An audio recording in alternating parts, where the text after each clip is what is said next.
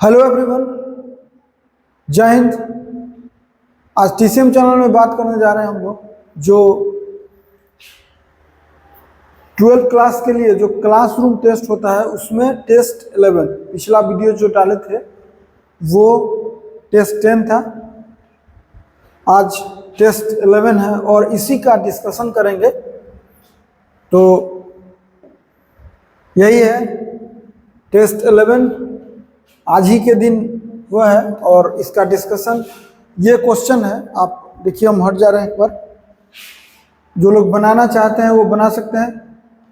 देखिए ऐसे तो यहाँ पे 1 × 25 होगा, क्या कि एक नंबर का 25 क्वेश्चन है और सब्जेक्टिव है, फिर 2 मार्क्स का 5 क्वेश्चन और 5 मार्क्स का है 3 क्वेश्चन। तो टोटल 50 मार्क्स का क्वेश्चन है और आज ही का डेट है। तो चलिए डिस्कशन करते हैं इसका। आप स्क्रीनशॉट लेके बना सकते हैं इसको और फिर चेक कर सकते हैं आप। सबसे पहला क्वेश्चन है कि एडजॉइंट ऑफ मैट्रिक्स। तो आप जानते हैं कि किसी मैट्रिक्स का एडजॉइंट जो निकलता है उसका टेक्निक होता है, इस दोनों को इंटरचेंज कर दीजिए।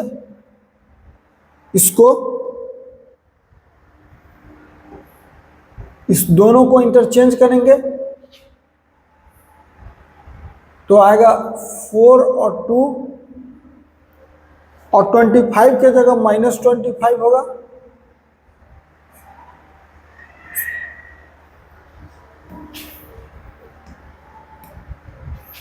इसके जगह -25 होगा और 1 के जगह -1 होगा। यही आंसर होगा। ऐसा आंसर किसी में नहीं है, इसलिए डी नॉन ऑफ दीज होगा। आंसर इसका डी होगा फर्स्ट का। सेकेंड का देखिए, ए जो है वो आइडेंटिटी मैट्रिक्स है या यूनिट मैट्रिक्स बोल सकते हैं। तो अगर ये आई है तो a⁵ इज इक्वल टू होगा i⁵ और प्रॉपर्टी होता है कि जो आइडेंटिटी मैट्रिक्स होता है उसका 5, 6 कुछ भी कीजिए वो i के बराबर ही होता है, यानी a के बराबर ही होगा। तो इसका आंसर कितना होगा? d होगा, 2 का d।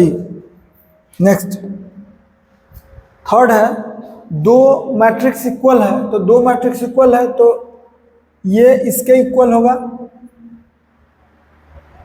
और ये वाला इसके इक्वल होगा। देखिए तो यहाँ लिखेंगे, हम लोग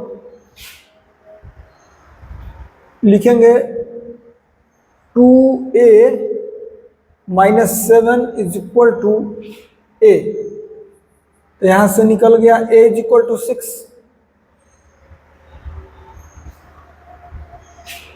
a इज इक्वल टू 7 हो गया। 7 निकल गया। अब 7 इसका है, एक ही का 7 है a, तो आंसर हो गया c। b निकालने का हमको जरूरत भी नहीं है, अगर निकालिएगा तो 1 इज इक्वल टू b - 1 यानी b इज इक्वल टू 2 निकल गया। लेकिन हमको a7 केवल एक ही का है, इसलिए c ऑप्शन हो गया। अब देखिए इसमें दो डिटर्मिनेंट जो है इसको सॉल्व करेंगे तो लिखाएगा इस दोनों का इंटू -sin θ इंटू cosec θ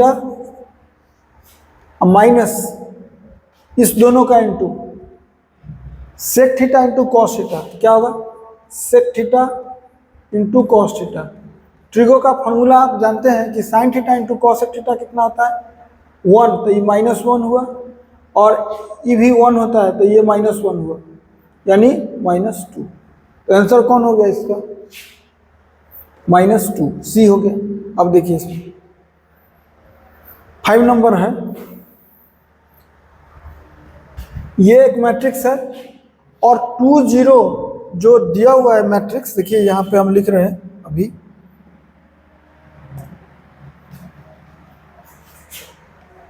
एक मैट्रिक्स है 2 0 0 2। हम इसको लिख सकते हैं 2 और बाहर कर सकते हैं 1 0 0 1 और ये रियली में हो गया 2i।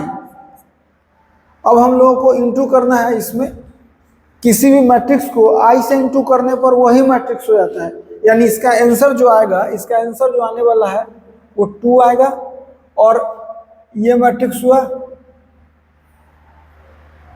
13, 15, -1, 4। और आप जानते हैं कि इसमें आई से इंटू करने पर वो आई ही हो जाएगा, आई का कोई फर्क पड़ेगा नहीं, तो 2 से डायरेक्ट इंटू करिए, जो आएगा वो आंसर होगा।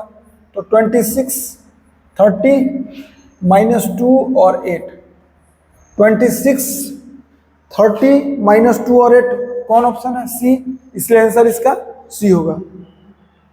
ये कह रहा है कि 3 से मैट्रिक्स में इंटू करना है, तो कोई भी मैट्रिक्स में किसी नंबर से इंटू होने का मतलब है कि पूरे एलिमेंट में इंटू होना, यानी 3 × 71 21, 3 × -2 -6, 3 × 8 24 24 और 3 × 0। तो ये ऑप्शन किस में मिल रहा है? सी में, इसलिए आंसर इसका होगा सी। नेक्स्ट देखिए, ये है मैट्रिक्स को इंटू करना है। ये देखिए, ये 3/1 है और ये 1/3 है। इसका मतलब कि इसका कॉलम का संख्या, फर्स्ट का कॉलम का संख्या सेकेंड के रो के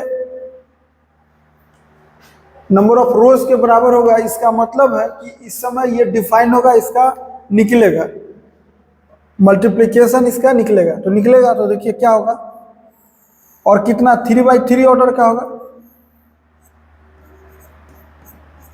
कंसेप्ट क्या होता है, इसका रो उसके कॉलम से, एक रो जो -3 है, एक रो -3 को कॉलम से इंटू होगा।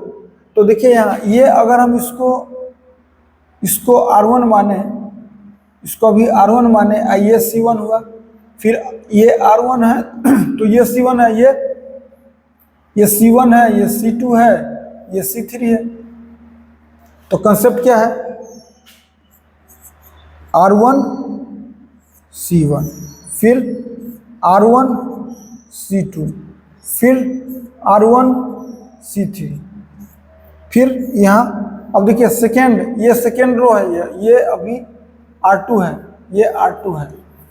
तो similarly R2 C1, R2 C2, R2 C3 और फिर R3 C1, R3 C2, R3 C3। इसको सॉल्व कर लीजिए। R1 कितना है, R1 है -3, सब में -3 ही R1 है, -3 ही R1 है। और C1 कितना है, यहाँ पे C1 1 है, C1 1 है। तो यहाँ पे ये C1 1 है, अब ब्रैकेट बंद कर दे रहे हैं। फिर C2 है 6 और C3 है -4।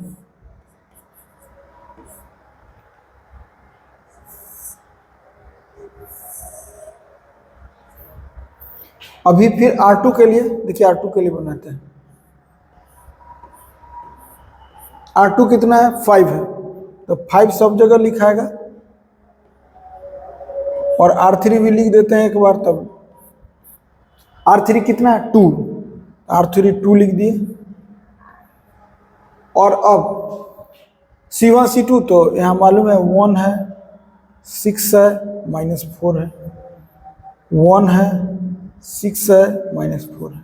अब क्या करना है, दोनों को इंटू करना है। -3 हो गया, -18 हो गया, 12 हो गया, 5 हो गया, 30 हो गया, -20 हो गया, 2 हो गया, 12 हो गया, -8 हो गया। जो आंसर मैच करे, -3, -18, 12 फर्स्ट में भी है, सेकेंड में भी है।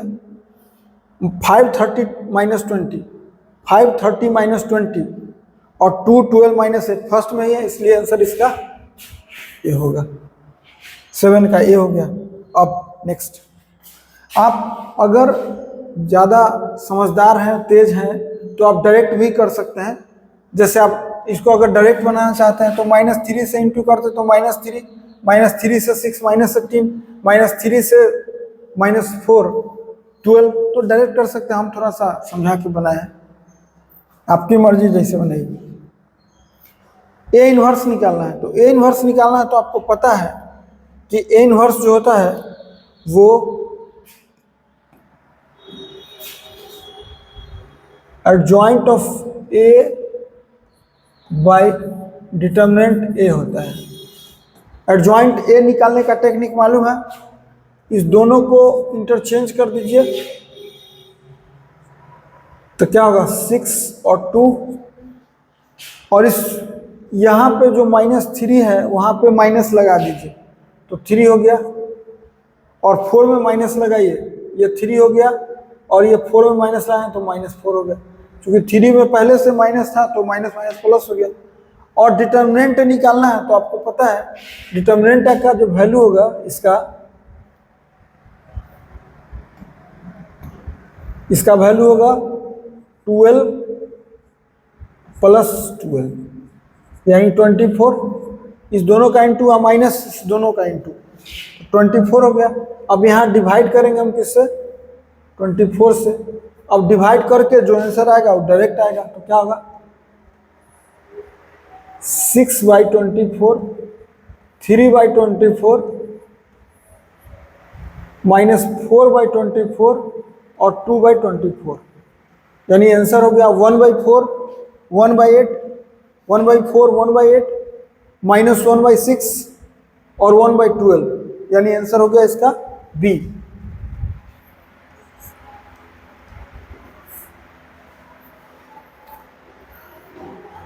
चलिए 8 खत्म। अब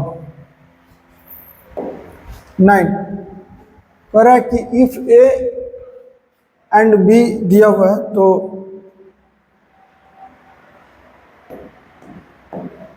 सिक्स से बोले तो ए में 6 से इंटू करेंगे, तो ए में 6 से इंटू करिएगा तो होगा 18, 36 और -30 और 24, ये हो गया 6a का वैल्यू। अब -5b का वैल्यू तो 35, 40, 25, 30, और अब माइनस करेंगे तो आप जानते हैं कि मैट्रिक्स का डिफरेंस क्या होता है, जो कॉरेस्पॉन्डिंग एलिमेंट है उसमें से माइनस करते हैं। तो 18 में से 35 यानी -17, 36 में 40 माइनस करेंगे तो -4, -30 में -25 तो -55 और 24 -30 दैट इज -6। आंसर कौन होगा? -17, -4, -6, यानी आंसर हो गया सी। 9 का सी हो गया। अब 10 एक का ट्रांसपोज निकालना। ट्रांसपोज क्या होता है? रो को कॉलम में बस, यानी देखिए ये जो रो है अभी, रो को केवल चेंज कर देना है कॉलम में।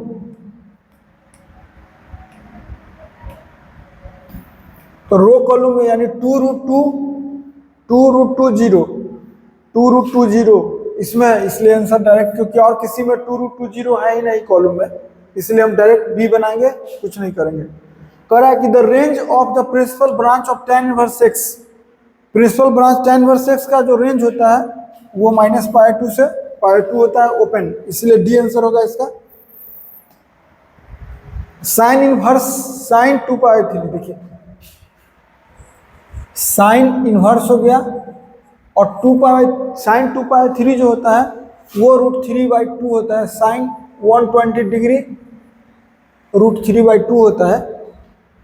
जितना π3 का वैल्यू होगा sin π3 का, उतना ही 2π3 होगा का वैल्यू होगा, और सेकेंड क्वाड्रेंट में इसलिए पॉजिटिव होगा। साइन इनवर्स √3/2, साइन कितना √3/2 तो π/3, साइन 60 डिग्री जो होता है वो √3/2 होता है। तो आंसर हो गया इसका 12 का ए। 13 sine inverse half, direct half होगा। साइन इनवर्स एक्स होता है, फॉर्मूला होता है sine inverse x, direct x होता है अगर x -1 से 1 के बीच में होता है। बोर्ड के क्वेश्चन में वो अंदर में देता है, अगर डिफाइन नहीं होगा तो 13 खत्म। तो 13 का आंसर हो गया बी। अब 14 sine inverse x plus sine inverse y is equal to, direct formula होता है sine inverse x root over 1 minus y square plus y root over 1 minus x square. Answer हो गया इसका बी। 15 एक्स -1 से 1 है, तो पूछ रहा है कि यहाँ पे रियली में साइन है, ये साइन, तो क्या लिखाएगा?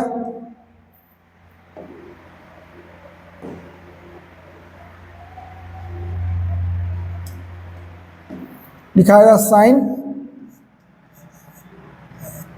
2 और sine inverse x plus cos inverse x का वैल्यू जो होता है वो π/2 होता है फॉर्मूला से। तो 2 से 2 कैंसिल आउट हो गया, तो कितना हो गया साइन पाई कितना हो गया 0।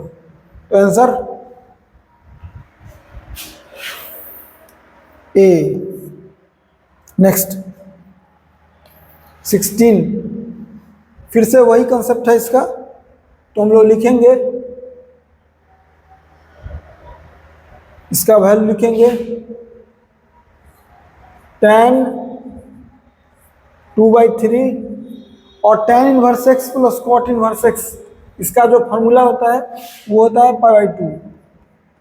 तो इंटू π/2, 2 से 2 कैंसिल आउट हो गया, यानी हो गया tan π/3 और tan π/3 कितना होता है √3। तो इसका आंसर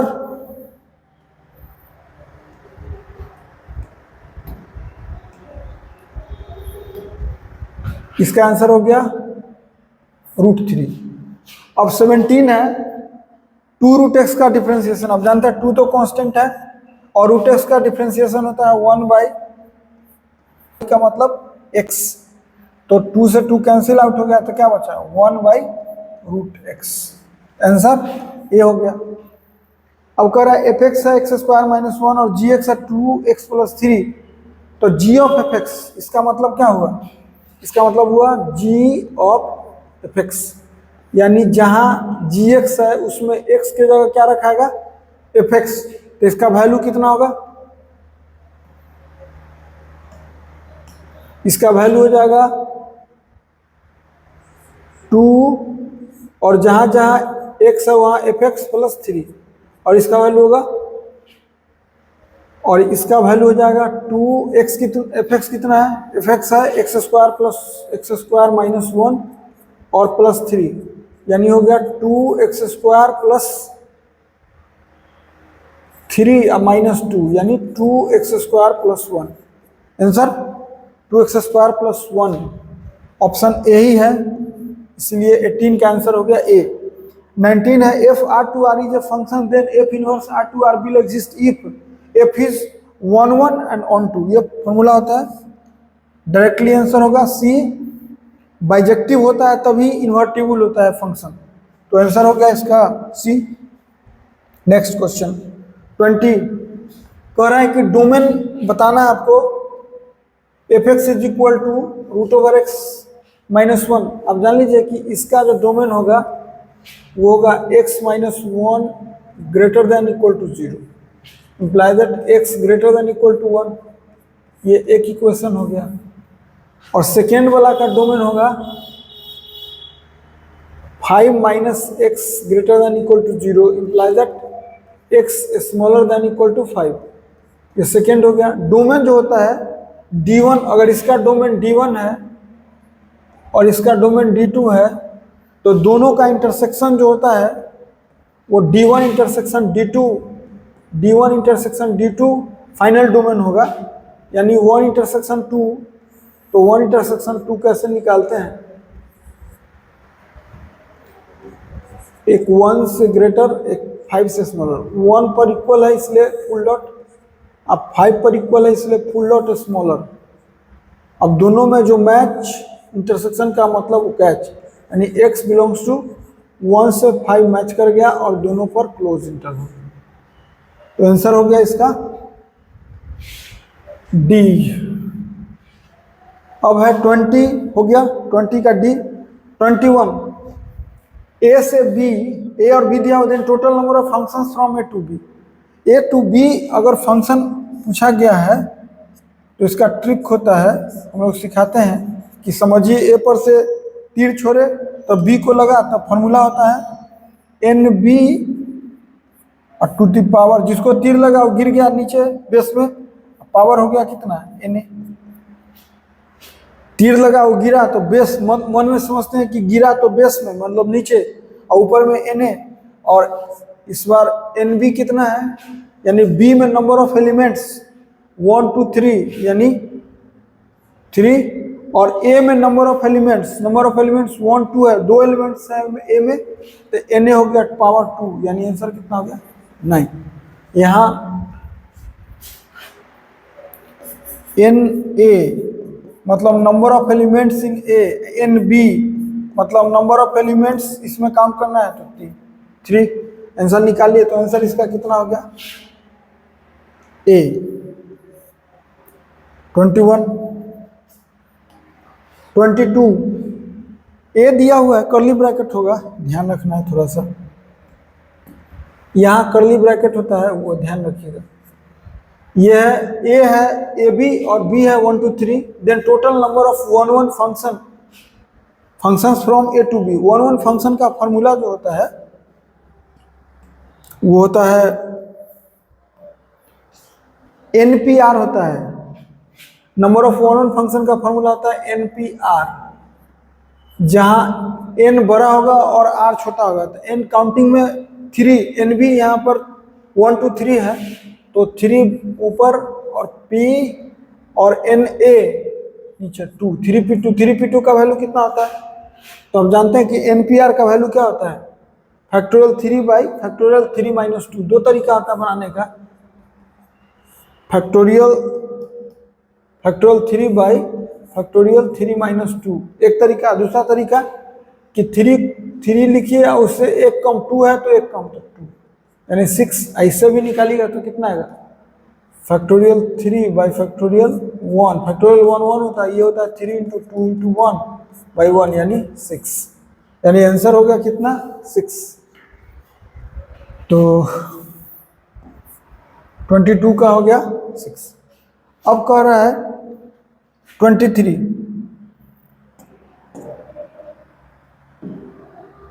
है, लेट ए बी सी है and R A B B A, then R is. देखेंगे कि पहला कंसेप्ट रिफ्लेक्सिव है, एक कंसेप्ट सिंपली कि रिफ्लेक्सिव है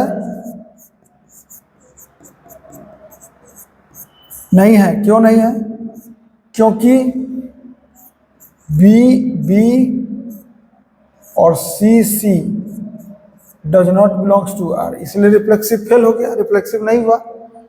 रिफ्लेक्सिव होने के लिए जो यहाँ रहता है A B C, A B B C होना चाहिए, तो केवल यहाँ ए है। सिमेट्रिक है कि ना, उसको देखिए, सिमेट्रिक के लिए सिमेट्रिक अगर ए बी है तो बी होना चाहिए, तो ए सिमेट्रिक ए का उल्टा भी ए मौजूद है, ए बी है, A B belongs to R है, imply that B A belongs to R है, इसका मतलब कि सिमेट्रिक है। अब ट्रांजिटिव का लड़ाई, मेन इसमें ट्रांजिटिव है, ट्रांजिटिव ही बड़ा गलती होता है स्टूडेंट को। ट्रांजिटिव क्या होगा, ट्रांजिटिव देखिए, ट्रांजिटिव के लिए करना होगा, अभी ट्रांजिटिव का रूल है कि अगर ए बी हो और बी सी हो तो ए सी होना चाहिए। देखिए यहाँ ए बी हो, A B belongs to R है, और जहां खत्म हो रहा है वहां से शुरू होने वाला देखिए तो कौन है, बी ए है, यानी B A belongs to R है, अभी तक तो ठीक है। तो जहां खत्म वहां से शुरू हुआ, तो ये दोनों खत्म होने के बाद ए होना चाहिए इसमें, तो ए बिलोंग्स टू आर है, यानी अभी तक ये ट्रांजिटिव है। अब देखिए बी ए लिखते हैं, बी ए से शुरू होने वाला कौन है, ए से शुरू होने वाला ए भी और ए भी है तो ए भी लिखते हैं, A B belongs to R. अब देखिए जहां खत्म वहां से शुरू मैच कर गया तो बचा कौन, बी और बी। देखिए बी और B does not belongs to R, इसलिए ट्रांजिटिव नहीं है। तो क्या आंसर क्या हो गया इसका, आंसर हो गया सिमेट्रिक है but neither transitive nor reflexive, यानी आंसर हो गया सी इसका 23 का। 24 let S be a set of all straight lines in a parallel in a plane, let R be a relation on S defined by A related to B implies that both side implies है A parallel to B then R is। अगर दो line parallel है तो क्या क्या होता है वो देखिए। दो लाइन पैरेलल है तो पहले तो कोई लाइन खुद के पैरेलल माना जाता है मैथ में, पहला शर्त है, यानी कोई लाइन खुद के पैरेलल है यानी L1 बिलोंग्स टू R हो गया, यानी L1 पैरेलल टू L1 माना जाता है, यानी रिफ्लेक्सिव हो गया, रिफ्लेक्सिव हो गया ये रिफ्लेक्सिव यस। सिमेट्रिक देखिए, सिमेट्रिक है क्या, सिमेट्रिक देखिए, सिमेट्रिक एक लाइन पैरेलल है दूसरे लाइन के, अगर एक लाइन दूसरे लाइन के पैरेलल है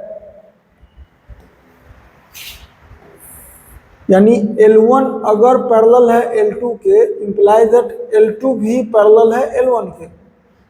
इसका मतलब कि इसके लिए L1, L2 belongs to R हो गया, implies that L2, L1 belongs to R हो गया।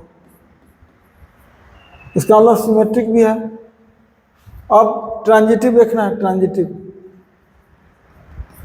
क्या पूछा कि ट्रांजिटिव है, ट्रांजिटिव देखिए, ट्रांजिटिव का शर्त क्या है, एक लाइन L1 पैरेलल है L2 के, इसका मतलब कि L1, L2 belongs to R और L2 पैरेलल है L3 के, यानी L2 पैरेलल है L3 के, मतलब L2 बिलोंग्स टू L3, जहाँ खत्म वहाँ से शुरू होने वाला हुआ, तब L1 और L3 है कि ना वो देखना है। L1, L3 belongs to R, है L1 L3 belongs to R है, इसलिए ट्रांजिटिव हो गया। ए बी हो बी सी हो तो ए सी होना चाहिए। इसका मतलब जो रिलेशन तीनों हो, रिफ्लेक्सिव भी हो, सिमेट्रिक भी हो, ट्रांजिटिव भी हो, तो उसको बोलते हैं, देखिए यहाँ कर है रिफ्लेक्सिव सिमेट्रिक है, नॉट ट्रांजिटिव नहीं होगा। बी रिफ्लेक्सिव है ट्रांजिटिव बट नॉट सिमेट्रिक, ये भी नहीं।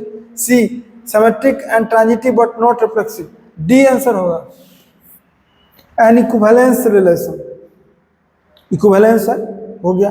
अब लास्ट है 25 कर रहा है कि ए ऑपरेशन बी, ऑपरेशन है ये ऑपरेशन भी दिया हुआ है 3a + b, तो हम इसको लिख सकते हैं, अभी हम 2 ऑपरेशन 3 लिखे अगर, तो a के जगह 3, a के जगह 2 हो गया, अब प्लस b के जगह 3 हो गया, यानी 9 हो गया। अब पूछा है कि 2 ऑपरेशन 3 का वैल्यू निकल चुका है 9, तब यहाँ पर तो हो गया 9 ऑपरेशन 5। अब 9 ऑपरेशन 5 का क्या वैल्यू होगा, देखिए तो लिखेंगे 9 ऑपरेशन 5, यानी जहाँ ए है वहाँ 9 और जहाँ बी है वहाँ 5, 27 + 5 यानी कितना हुआ 32, आंसर कितना हुआ 32। ये टोटल 25 ऑब्जेक्टिव क्वेश्चन था टेस्ट में। अब बारी है किसका, सब्जेक्टिव का। सब्जेक्टिव में 2 मार्क्स का क्वेश्चन है। पहला करा कि प्रूव दैट इतना इज इक्वल टू 0, तो देखिए कैसे बनाएंगे, लिखेंगे सबसे पहले लिखेंगे सॉल्यूशन 1 और प्रूव दैट है तो LHS यूज करेंगे हम सबसे पहले, तो लिखेंगे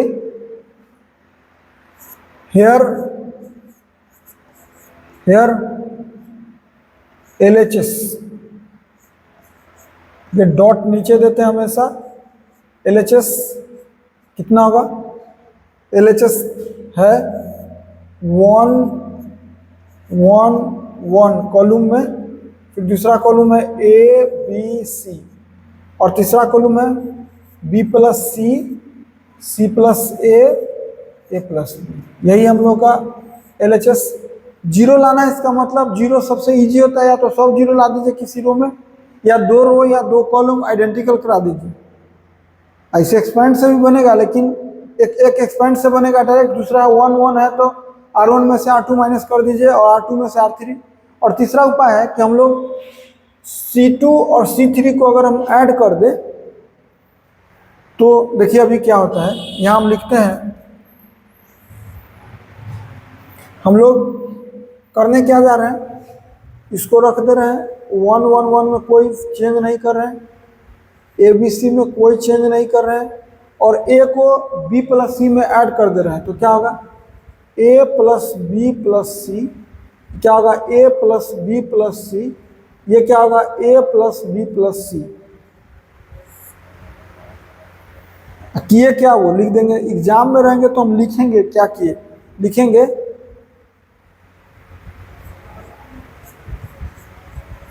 अप्लाइंग। क्या अप्लाई कर रहे हैं भाई, तो हम लोग अप्लाई कर रहे हैं C3 में चेंजिंग किए हैं इसलिए लिख रहे हैं। C3 एरो लिखे और फिर C3 लिखे और उसमें C2 को ऐड कर दिए। जिसको चेंज करते हैं उसमें उसको पहले लिखते हैं। अब यहाँ पर फिर हम क्या किए, अगले स्टेप में हम A plus B plus C column 3 से कॉमन ले लिए। अगर किसी रो या किसी कॉलम में सभी एलिमेंट सेम है तो हम कॉमन ले सकते हैं। कॉमन लेने के बाद कितना बचा, 1 1 1 A B C, और यहाँ बचा कितना 1 1 1। अब चाहे तो लिख सकते हैं taking common A plus B plus C from, यहाँ लिख सकते हैं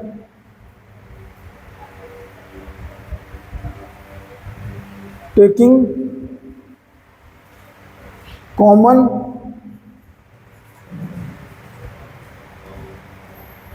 taking A plus B plus C common from C3।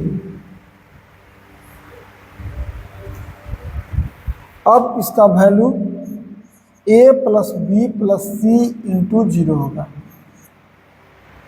Is equal to 0 हो गया। अब यहाँ लिख देंगे कि 0 क्यों हुआ, यहाँ लिख रहे हैं एज वी नो, या सिंस जो लिखना है लिखिए, एज वी नो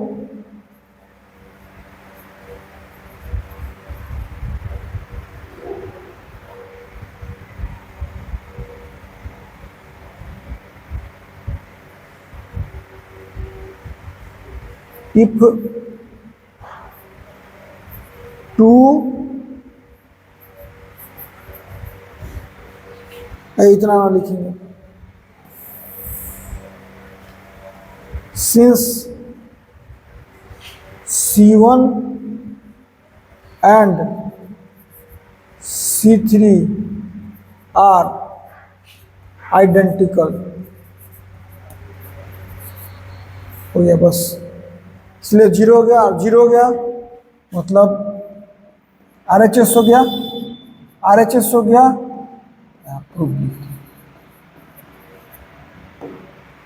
यही प्रूफ करना था हमको। LHS से शुरुआत की, RHS पर लाकर प्रूफ कर दिया, कोई इधर उधर नहीं।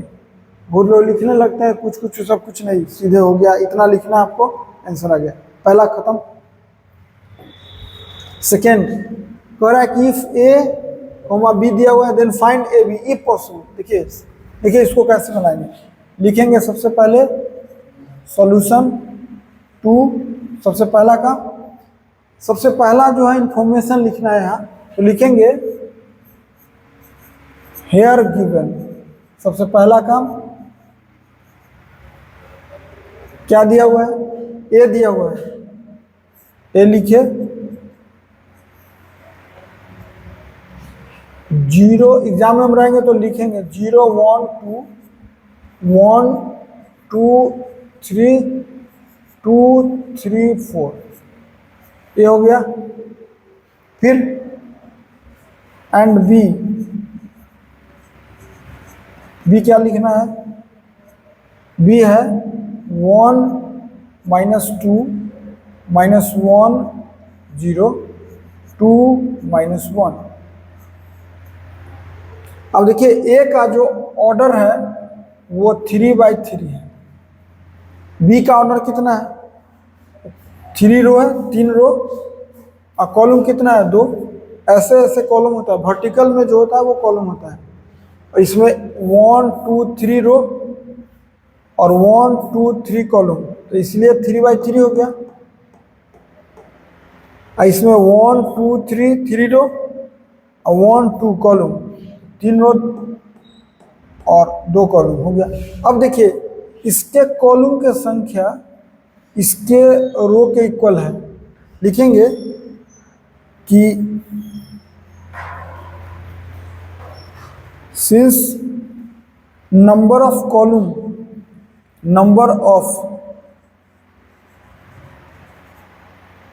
columns of A is equal to number of rows of B, इसलिए AB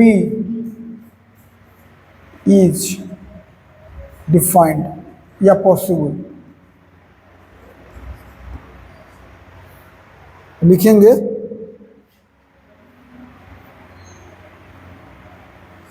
हेंस ए बी, देखिए निकालेंगे A B is equal to क्या होगा, 0 1 2 1 2 3 2 3 4 इंटू में बी निकालेंगे, बी लिखेंगे, बी कितना 1 -1 2 -2 0 -1।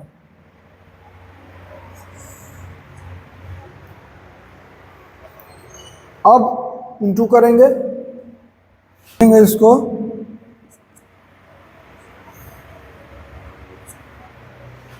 देखिए क्या करना है, कंसेप्ट क्या है, और रो को कॉलम से इंटू कर देना है। 0 × 1 यहां लिखेंगे, 0 × 1 प्लस 1 × -1 प्लस 2 × 2, फिर लिखाएगा फर्स्ट रो फर्स्ट कॉलम, रो को कॉलम से इंटू करना होता है, फिर फर्स्ट रो सेकेंड कॉलम करिए, 0 × -2 प्लस 1 × 0 प्लस 2 × -1, फिर सेकेंड रो फर्स्ट कॉलम क्या होगा, 1 × में 1 प्लस 2 × में -1 प्लस 3 × में 2, इसका 1 × -2 1 × -2 प्लस 2 × 0 प्लस 3 × -1, और एक और है इसका रो उसके कॉलम, इसे होगा 2 × 1 प्लस 3 × -1 प्लस 4 × 2, इसका होगा 2 × -2 प्लस 3 × 0 प्लस 4 × -1, या अब सीधे इसका वैल्यू होगा, आंसर होगा 0 -1 और 4, यानी हो गया 4 - 1 3 0 0 -2 -2 1 -2 -1 और प्लस 6, यानी हो गया 5 -2 और -3 -8, ये होगा 2, -3, -1 और 8 यानी 7, और इसका होगा -4 और -4, -4 और -4, ये -2 और -3 -5 होगा भाई, ये -5 होगा, और ये 7 है और -4 और -4 -8, यही आंसर हो गया हम लोग का। थर्ड नंबर क्वेश्चन देखिए, ये if A is equal two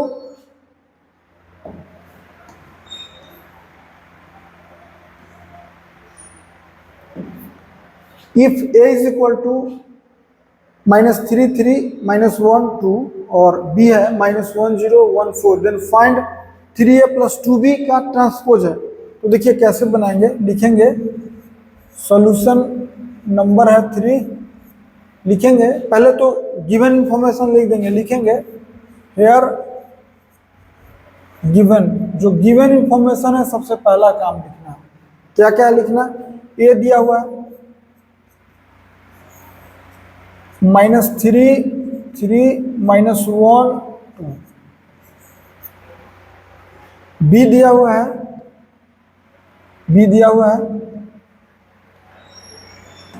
comma न देंगे, एंड लिखेंगे, एंड है तो फिर कॉमा नहीं, and B is equal to है -1 0 1 4, देन फाइंड 3a + 2b का ट्रांसपोज। अब हम क्या करते हैं, दो टाइप के स्टूडेंट हैं यहाँ, एक कुछ लोग लिख देते हैं यहाँ पे, then we have to find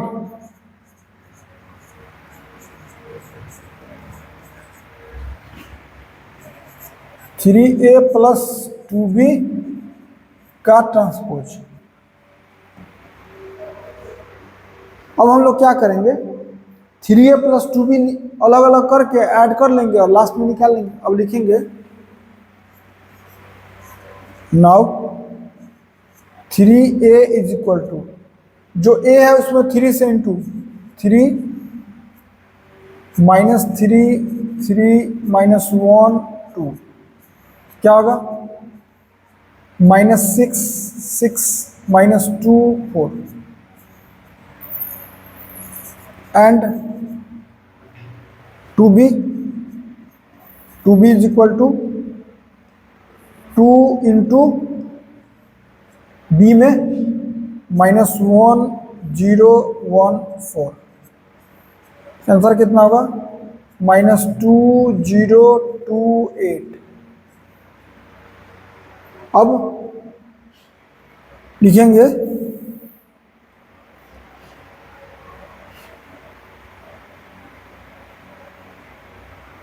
also 3a + 2b, क्या होगा -6 6 -2 4 और +-2 0 2 8, दोनों को ऐड करेंगे तो लिखाएगा -6 और -2 -8 और 6 0 6 -2 और 2 0, और ये हो गया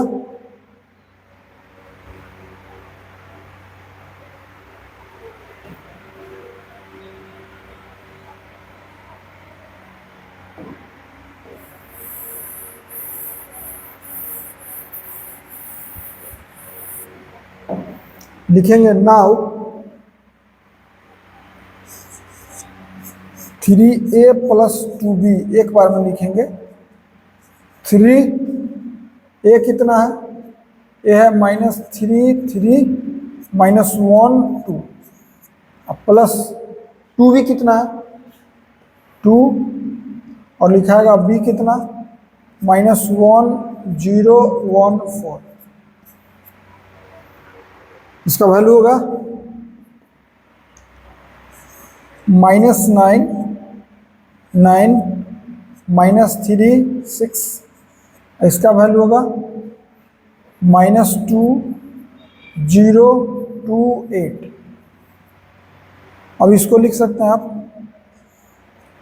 अब दोनों ऐड करेंगे तो क्या है, फर्स्ट एलिमेंट के तो -11 और 9 और ये -1 और 14, इसलिए 3a + 2b का ट्रांसपोज क्या होगा, तो जो रो है वो कॉलम में कर दीजिए, यानी -11 9 -1 ये हो गया आंसर। यही निकालना था। इसको कुछ लोग क्या करते हैं, डायरेक्टली शुरुआत ही करते हैं जैसे ए बी लिख के, और यहाँ से 3a + 2b का डैश डायरेक्टली निकालते हैं। देखिए इसको सेकेंड मेथड बना दे रहे हैं। यहाँ से हेयर गिवन ए बी लिखे, तब लिखेंगे नाउ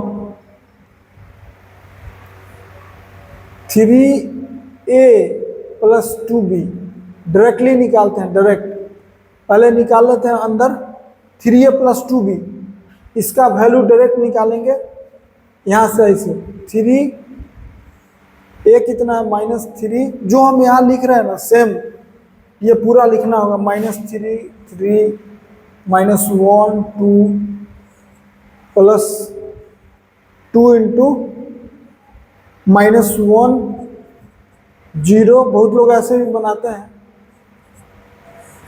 और ये ब्रैकेट दिए और यहाँ से सीधे ट्रांसपोज करेंगे। तो हम पहले इसको निकाल लेंगे, लिखेंगे, ब्रैकेट तो रहेगा ही, कितना -9 9 -3 6 और +-2 0 2 8, और ये ब्रैकेट के बाहर ट्रांसपोज रहेगा ही, और लिखेंगे यहाँ ब्रैकेट रहेगा ही, अंदर ऐड होगा -11 9 -1 14, और फिर पूरा का ट्रांसपोज और डायरेक्ट उस समय लिखेंगे -11 9 -1, ये रहा आंसर। तो ये भी तरीका है जो जिससे लिखिए आप। ये तीसरा क्वेश्चन था। फोर्थ कर रहा है कि if f r2 are defined by fx = 3x - 1 then prove that f is 1 1। देखिए फिर से लिखेंगे सॉल्यूशन नंबर और यहाँ 4, और लिखेंगे सबसे पहला गिवन इंफॉर्मेशन लिखेंगे हेयर गिवन fx दिया हुआ है कितना 3x - 1 एक दिया हुआ, और f r2r लिखा है, इसका मतलब पहला डोमेन और दूसरा codomain. Also domain and codomain of f r। अब 1 फंक्शन हमको करना है, तो आप जानते हैं इसका प्लानिंग पहले से रहता है, डिफ्रेंशिएशन से बनाइएगा कि ओरिजिनल मेथड बनाइएगा, ये आपको सोचना है। ग्राफ से भी लोग बनाया था, तो हम तो अभी ओरिजिनल बनाएंगे। लिखेंगे इफ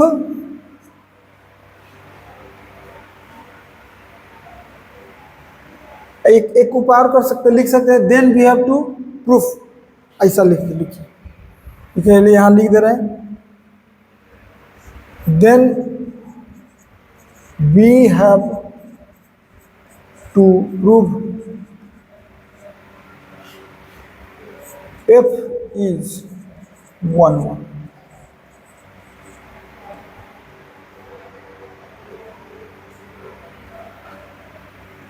For this,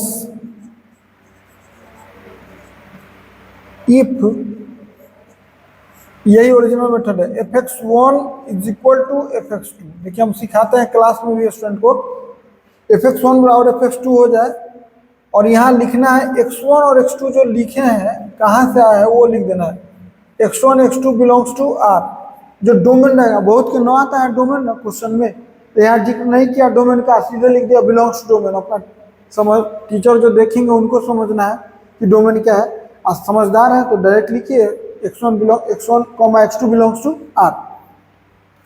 अब यहाँ इम्प्लाई दैट, देखिए यहाँ दिखा देंगे टीचर को कि जो एफ एक्स यहाँ है 3x माइनस 1, तो एफ x1 क्या होगा, यानी जहाँ x है वहाँ अगर x1 हम डाल दें तो वैल्यू कितना होगा, तो होगा 3x1 माइनस 1। और एफ x2 कितना होगा, तो 3x2 माइनस 1। एग्जाम में हम रहेंगे तो 2 कलर का पेन रखेंगे, ये हम अलग लिखेंगे दिखाएंगे। तो लिखेंगे यहाँ 3x1 minus 1 is equal to 3x2 minus 1। 1 से 1 कैंसिल हो गया तो बचा कितना, 3x1 is equal to 3x2। 3 से 3 कैंसिल हो गया तो बचा कितना, लास्ट में अगर x1 बराबर x2 आया इसका मतलब कि f जो है 1 1 फंक्शन है, इसीलिए क्या f इज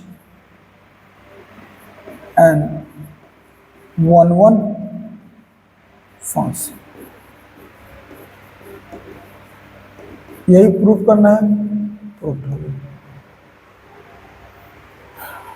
ये ओरिजिनल मेथड है, आप ग्राफ से भी कर सकते हैं, लेकिन छोटा क्वेश्चन हो तो हमेशा ओरिजिनल मेथड बनाइए। इसलिए एक मेथड हम बना दिए, दूसरा मेथड नहीं बनाएंगे इसमें। 5 नंबर है इवेलुएट tan इनवर्स। देखिए क्या करेंगे, सबसे पहले लिखेंगे सॉल्यूशन, नंबर लिखेंगे 5 और लिखेंगे हियर tan इनवर्स। इसको डायरेक्ट बनाएंगे हम लोग, tan inverse 2 cos sine inverse half, यही है।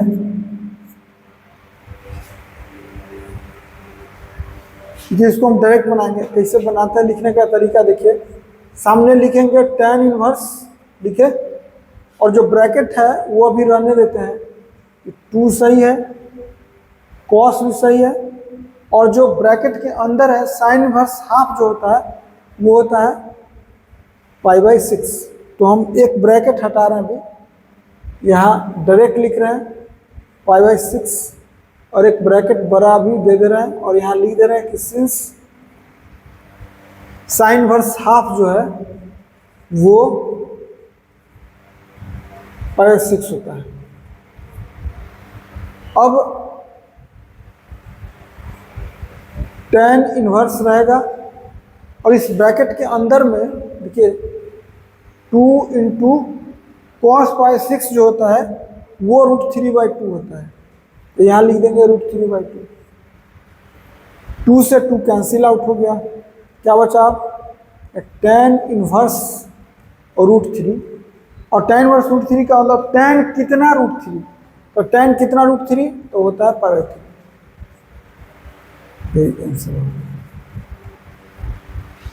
ये फाइनल रिजल्ट हो गया इसका। ये इजी था, इन्वर्स इजी होता है बनाने में, लेकिन आपको आना भी चाहिए साइन इनवर्स हाफ कितना है, और फिर cos π/6 कितना है, फिर tan इनवर्स √3 कितना है, ये सब यूज हो रहा है एक बार। तो लिख दिए हम यहाँ पे। चलिए नेक्स्ट क्वेश्चन है, अब 5 मार्क्स के लिए है और लॉन्ग क्वेश्चन में है इसका काउंटिंग। तो if A is equal to दिया हुआ है एक matrix, then find adjoint A निकालना है। देखिए किस तरह बनाएंगे। सबसे पहले तो लिखेंगे यहाँ नंबर में सॉल्यूशन, और नंबर है 6, और सबसे पहले यहाँ गिवन इंफॉर्मेशन है लिखना है, तो लिखेंगे हेयर गिवन A दिया हुआ है कितना 1 - 1 2, 1 - 1 2 2 3 5 -2 0 1 दिया हुआ है। अब हमको क्या करना है, then we have to find adjoint लिखना है, then we have to find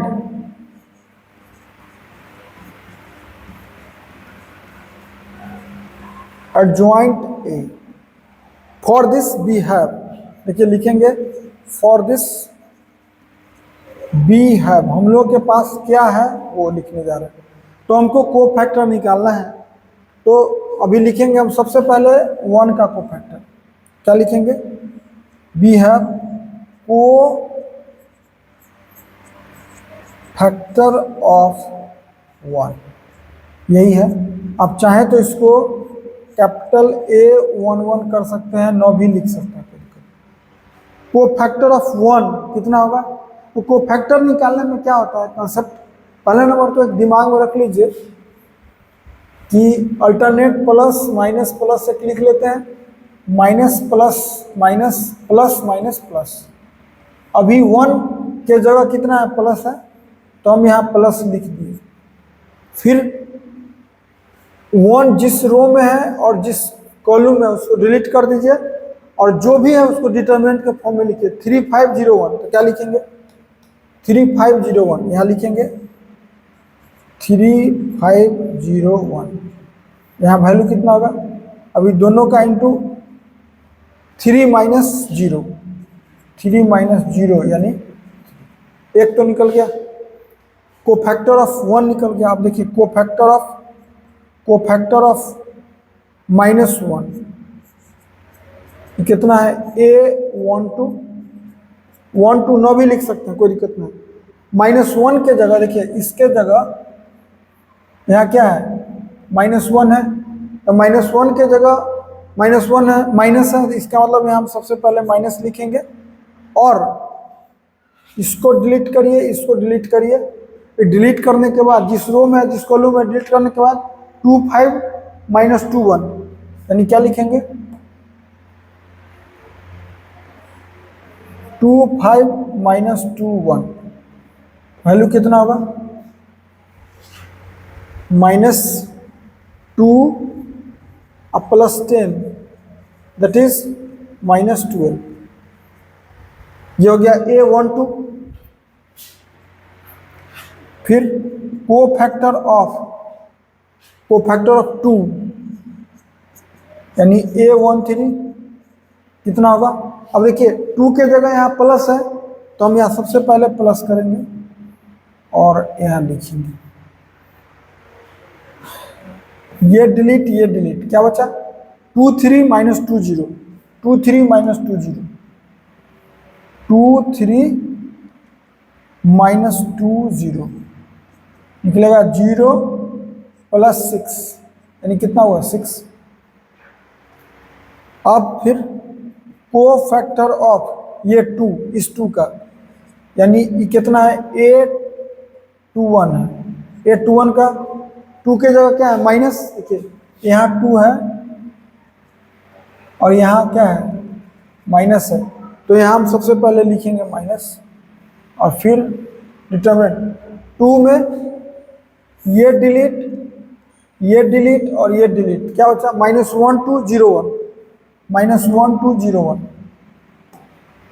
बचा, -1 2 और 0 1 निकाला कितना? -1 माइनस 0 यानी 1। इसमें बड़ा गलती होता है डिटरमिनेंट सॉल्व करने में, ध्यान रखिएगा।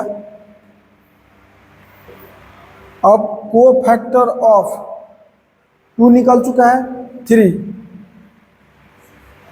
को फैक्टर ऑफ 3 यानी A22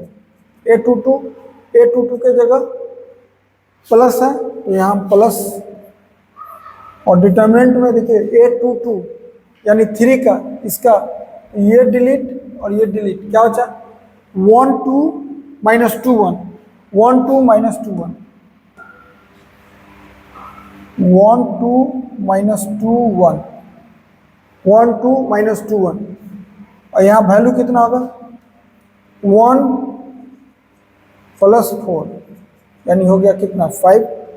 अब को फैक्टर ऑफ 5 यानी A23, को फैक्टर ऑफ 5 मतलब कौन? ये। तो इसके जगह क्या है? माइनस है, तो माइनस रहेगा। फिर देखिए 5 का ये डिलीट और ये delete, 1 minus 1 minus 2 0, 1 minus 1 minus 2 0, 1 minus 1 minus 2 0, value कितना होगा माइनस 0 माइनस 2 यानी 2। अब कोफैक्टर ऑफ माइनस 2 मतलब A31 का कितना होगा, A31 का होगा माइनस 2 के जगह यहाँ प्लस है तो प्लस रहेगा। ये इसलिए लिखते हैं ताकि गलत ना हो। और माइनस 2 में ये डिलीट और ये डिलीट, क्या बचा -1 2 3 5, -1 2 3 5, -1 2 3 5 क्या होगा -5 -6 यानी -11, -11 हो गया। अब फिर -2 के बाद 0 का कोफैक्टर, 0 मतलब A32 बोले तो यहाँ माइनस लगेगा और A3 में ये डिलीट 0 का है तो 1 2 2 5, 1 2 2 5, 1 2 2 5 क्या होगा -5 -4 दैट इज 1, ये -1 होगा। अब एक लास्ट बचा cofactor of 1 that is A33 कितना होगा, A33 का कोफैक्टर निकलेगा कैसे,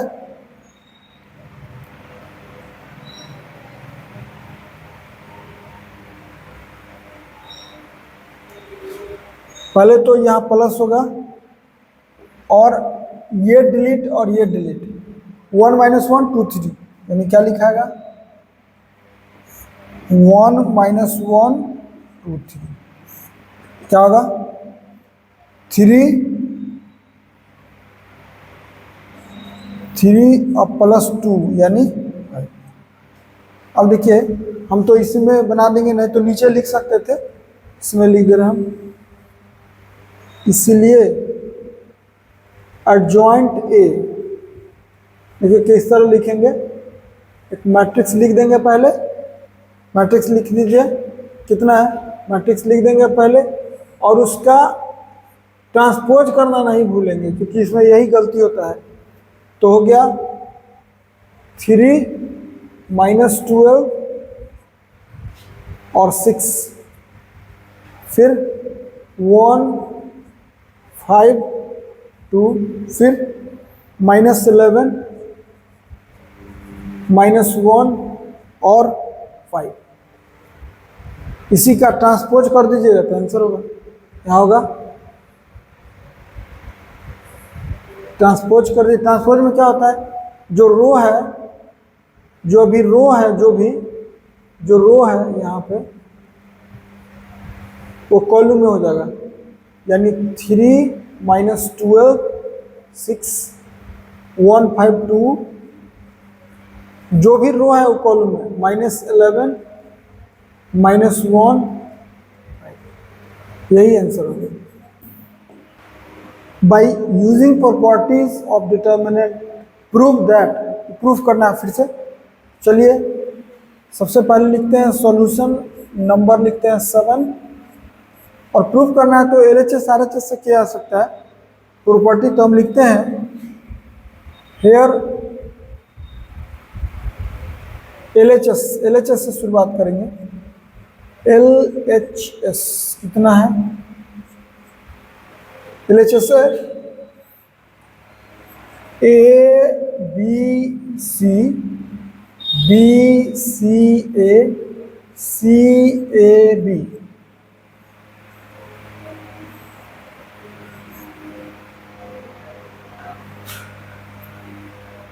हो गया। अब देखिए दो तरीका है, एक जिसे इसमें एक्सपेंड करके बनाना है तो कहे कि प्रॉपर्टी यूज करना है, तो हम लोग क्या करते हैं, पहला प्रयास करते हैं कि ज़्यादा से ज़्यादा जीरो लाएं। ज़्यादा से जीरो लाने के लिए 1 1 1 अगर इसमें दिख गया तो ज़्यादा से ज़्यादा जीरो आ सकता है। तो हम लोग क्या करते हैं, देखिए हम लोग लिखेंगे C1 में C2 को ऐड कर दीजिए, C3 को ऐड कर दीजिए। तो यहाँ लिख रहे हैं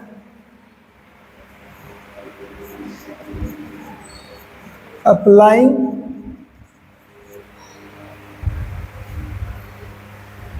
C1 में हम चाहते हैं तो C1 पहले लिखे, और क्या चाहते हैं, हम चाहते हैं C2 भी ऐड कर दे और C3 भी ऐड कर दे C1 में। तो क्या हो जाएगा यहाँ, देखिए अभी हम खाली लिखे हैं, छोड़ दिए हैं, चूंकि दाहिने में कहाँ तक बढ़ जाएगा तो फिर खराब हो जाएगा, इसलिए हम ये C1 है तो ये तीनों को ऐड कर देंगे। तो क्या होगा, A plus B plus C, ये C1 का फर्स्ट एलिमेंट, C2 का फर्स्ट एलिमेंट और C3 का फर्स्ट एलिमेंट, फिर C1 का फर्स्ट एलिमेंट, C2 का first element, second element, sorry C1 का सेकेंड, C2 का सेकेंड और C3 का सेकेंड, तीनों एलिमेंट हम ऐड कर दिए तो क्या होगा, फिर से यहाँ होगा A plus B plus C। Similarly फिर इस तीनों को ऐड करेंगे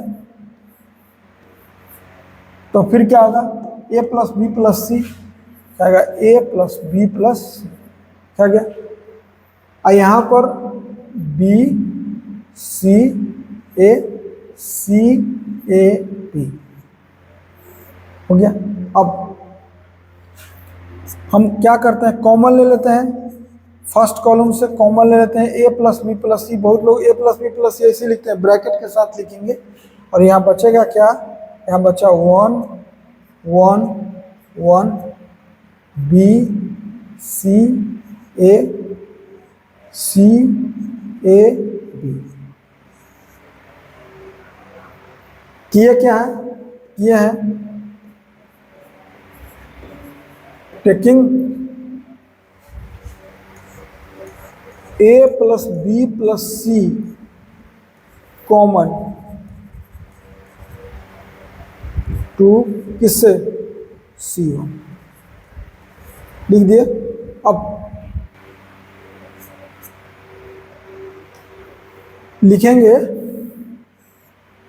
अब देखिए हम क्या करने जा रहे हैं, A plus B plus C तो हम कॉमन कर लिए। अब आप 1 में से 1 अगर माइनस करते हैं तो 0 हो जाएगा, तो हम क्या करते हैं, यहाँ पे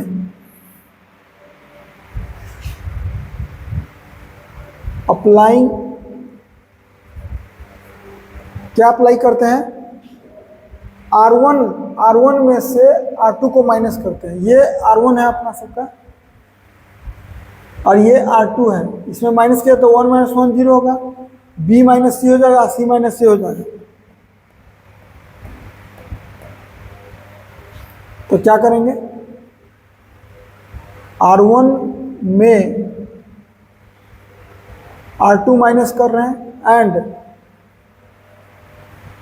R2 अभी डिस्टर्ब हुआ है, R2 नहीं डिस्टर्ब हुआ है।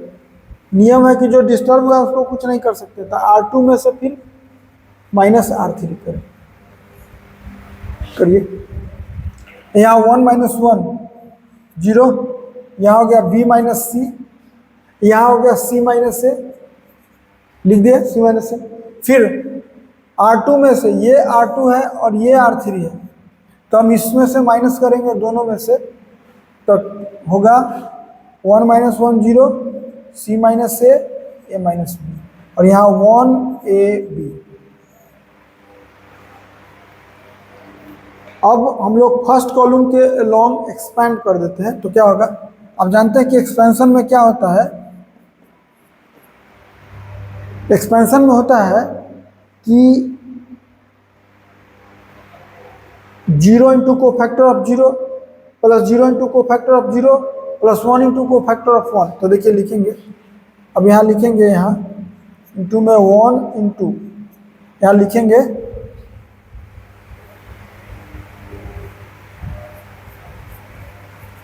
Expansion through C1। क्या होगा, C1 के थ्रू एक्सपेंड कीजिएगा तो ये 1 का, अब तो 0 लिखने से फायदा, तो 1 का ये डिलीट, तो बचेगा कितना, बचेगा यहाँ B minus C, C minus A, C minus A minus B। अब तोड़ेंगे और कुछ काम नहीं इसमें, लिखेंगे A plus B plus C, into में होगा ये दोनों का इंटू आपस में, तो हो जाएगा b माइनस सी इंटू ए माइनस बी अब माइनस सी माइनस ए का होल स्क्वायर हो गया। अब बढ़ाना है केवल, कुछ नहीं करना। तो लिखाएगा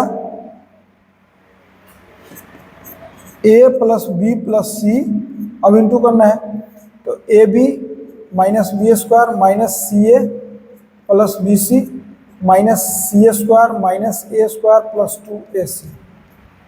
इसको लिख सकते हैं A plus B plus C into A B plus B C plus A C minus A square minus B square minus C square.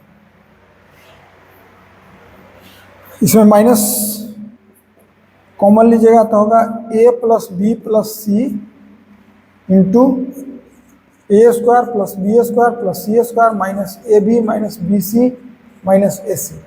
ये रियली में फैक्टर होता है A cube plus B cube plus C cube minus 3abc, तो बराबर हो गया 3abc minus A cube minus B cube minus C cube, और यही हम लोग का है RHS, और ये हो गया 4। तो ये था 7 नंबर क्वेश्चन।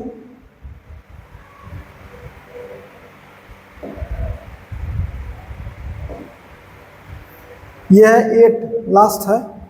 तो लिखेंगे, सबसे पहले तो लिखेंगे सॉल्यूशन नंबर 8 है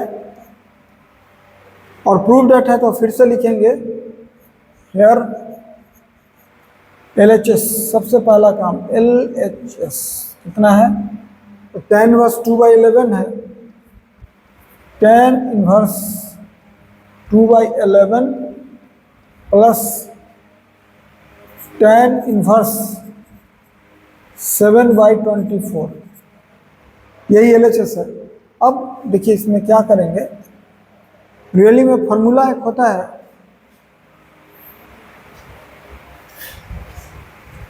as we know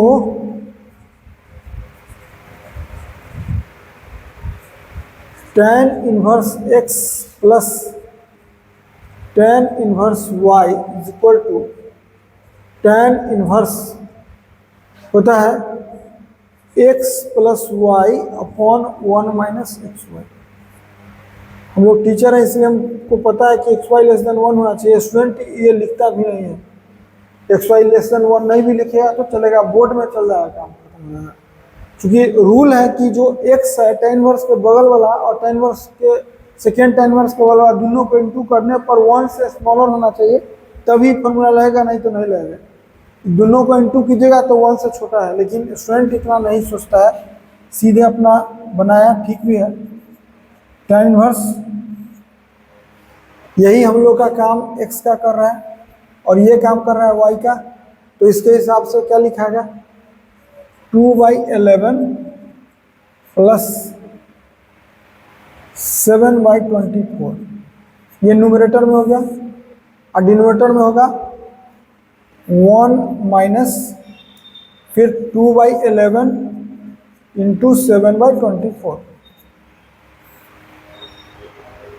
अब लिखेंगे यहाँ tan इनवर्स। अब सॉल्व करना है, न्यूमरेटर को अलग सॉल्व करना है। 11 और 24 का एलसीएम लीजिएगा तो 240 और 24 में 264, और ये हो गया 11 से 24 टाइम तो 48 अब प्लस ही 77 इंटू न्यूमरेटर हो गया।